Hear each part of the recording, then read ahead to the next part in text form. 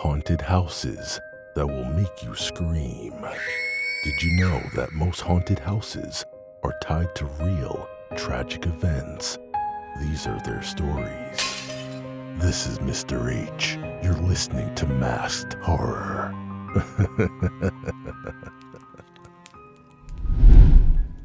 The Unfinished Room. I never believed in ghosts or curses or any of that stuff. My wife, Emily, and I had just bought this old Victorian house at an auction, a fixer-upper that we planned to turn into our dream home. The place had character, history, and plenty of space for our future family. It was exactly what we wanted.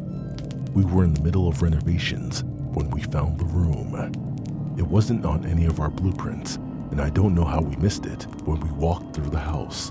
We were tearing down a wall to expand the living room when the sledgehammer hit something hollow. Confused, I chipped away more plaster until I revealed an old wooden door.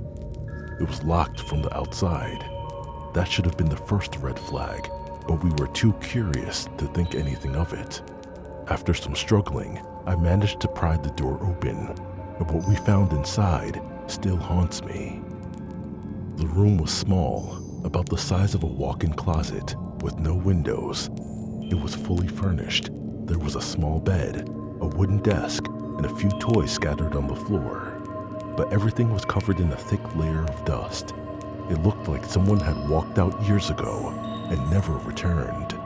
I couldn't shake the feeling that something was wrong. The air was heavy, and the silence in that room felt suffocating. Emily was the first to speak. Why would someone seal this off? Neither of us had an answer. Over the next few days, we kept working on the house, but strange things started happening.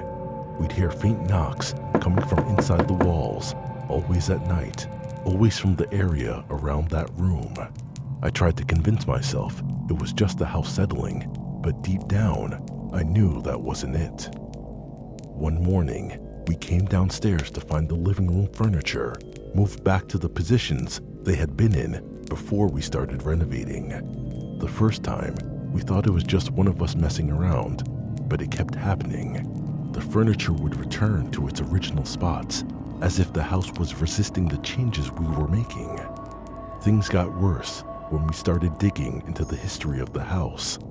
Emily found an article from the 1970s about the previous owners, a family with a son named Daniel. According to the article, Daniel had severe behavioral issues, violent outbursts, they said. The family had confined him to that room for years, locking him inside every night to protect themselves. One day, Daniel disappeared. The family claimed he ran away, but the neighbors always thought something darker had happened. That's when I started to piece it together. The locked door, the room untouched for decades, the strange noises. We had disturbed something in that house, something that didn't want to be found. One night, we heard the knocking again, but this time, it was louder. It wasn't just in the walls, it was coming from that sealed-off room, the door we had opened. Emily was terrified, but I had to know.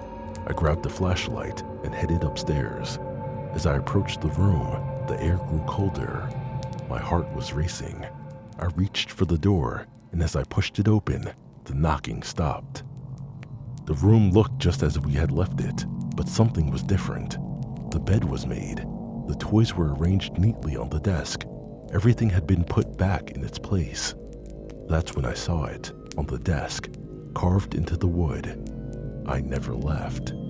I ran. I didn't even grab anything. I just grabbed Emily, and we left the house that night. We never went back. We couldn't. A few weeks later, the new owners called us. They had found the same hidden room, only this time, they found something we hadn't. The skeleton of a boy. The police said he'd been dead for decades, his body sealed up behind the walls, locked away like a secret no one wanted to remember. Daniel never ran away. His parents had locked him in that room for the last time, leaving him to die alone, forgotten. But he wasn't gone, not really. That house, His room, it was his prison. And now, anyone who disturbed it, well, let's just say the new owners had an unfortunate accident. They say the house is cursed. Maybe it is, but whatever it is, I know one thing for sure. Some things are better left buried, and whatever's in the dark will come to light. The haunted playground. We bought the Victorian house because of its charm and history. It was the perfect place to raise our daughter, Lily, with its big backyard and an old swing set that had clearly been there for years. The swings were rusted, but Lily didn't care. She was immediately drawn to them, spending hours outside, swinging back and forth, laughing. It wasn't long before she started talking about her new friend, Tommy. At first, we thought it was just a phase, a typical imaginary friend that kids create. When I asked her what Tommy looked like, she described a boy around her age with old-fashioned clothes and a sad face. She said they met by the swings and that he liked to play with her every day. I brushed it off. It seemed innocent enough, but then the swing next to her started moving on its own. I noticed it once while I was watching her from the kitchen window. There wasn't a breeze that day, but the swing kept swaying, as if someone was sitting there, keeping her company. It unnerved me, but I convinced myself it was just the wind, a trick of the eye. Things got stranger. One night, I woke up to the sound of Lily outside laughing. It was after midnight. Confused and half asleep, I looked out the window and saw her sitting on the swing, talking and giggling. She wasn't alone. The other swing was moving again, slowly back and forth, even though there wasn't anyone there. I ran outside, my heart pounding. "Lily, what are you doing out here?" She looked at me smiling. "Playing with Tommy. He wanted to come out tonight." I felt a chill run down my spine. "Lily, come inside. It's too late for this." I grabbed her hand and brought her back into the house, trying to shake off the unease that had settled over me. The next morning, I decided to ask around about the house's history. Our neighbor, an older woman named Mrs. Greer, had lived in the neighborhood for decades. When I brought up the swing set, she hesitated. "That swing set has been here longer than most of the houses," she said. "The family who used to live here had a little boy. His name was Tommy." My blood ran cold. "Tommy?" "Yes," she said, her voice lowering.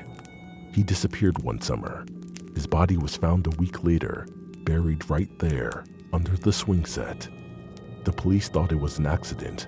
Maybe he fell and hit his head, and someone buried him out of panic. But no one ever figured out how he got there. After that, strange things started happening. The swings would move on their own, and children would talk about seeing a boy. Some say his spirit never left." I felt sick. It couldn't be the same Tommy. It was just a coincidence, right? That night, I couldn't sleep. Every little noise in the house set me on edge. Around 3 a.m., I heard the unmistakable sound of laughter again, drifting up from the backyard. This time, I didn't wait. I ran downstairs and threw open the back door. Lily was sitting on the swing, facing the other empty one that swayed gently in the moonlight. She wasn't laughing anymore. Her face was blank, her eyes fixed on something I couldn't see. "Lily," I shouted, rushing towards her. But when I got close, I stopped dead in my tracks. There was a figure sitting in the other swing, a boy no older than 6, with pale skin and dark, sunken eyes. His clothes were dirty, torn, like they had been buried underground. And then, just as quickly as I saw him, he was gone, leaving only the empty swing creaking in the night air. I grabbed Lily and ran inside, my heart hammering in my chest. She looked at me confused. "Why are you scared, Mommy? Tommy just wants to play." Me, my husband, and Lily left the house the next day. We couldn't stay there, not after what I saw. But the strangest thing is that Lily still talks about Tommy. She says he visits her in her dreams now, and sometimes she asks when we're going back to the house so she can see him again. I don't know what we disturbed in that backyard, but one thing is for sure, Tommy never left, and he's not done playing yet. We sold the house, but I still feel like we brought something with us. Some nights, I still hear the sound of that rusty swing creaking in the wind, and every time I do, I pray Tommy doesn't find us again. The poltergeist tenant. We rented the house for the summer, hoping for a fun escape from the city. It was an old place, way out in the countryside, surrounded by fields and trees, perfect for a few weeks of relaxation, we thought.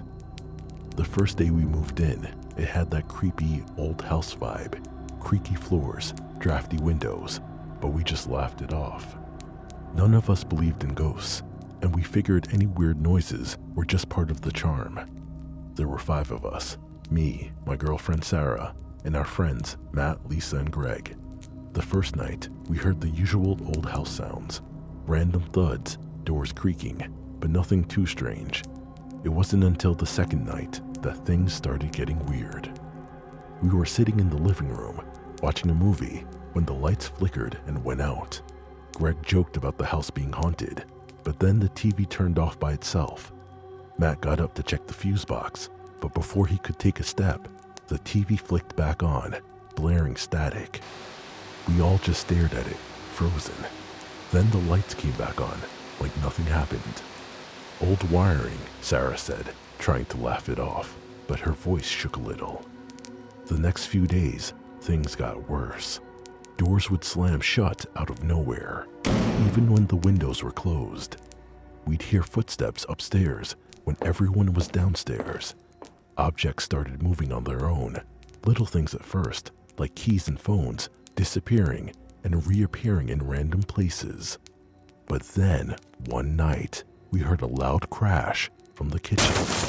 We ran in to find all the cabinet doors wide open, dishes scattered across the floor. That's when it stopped being funny.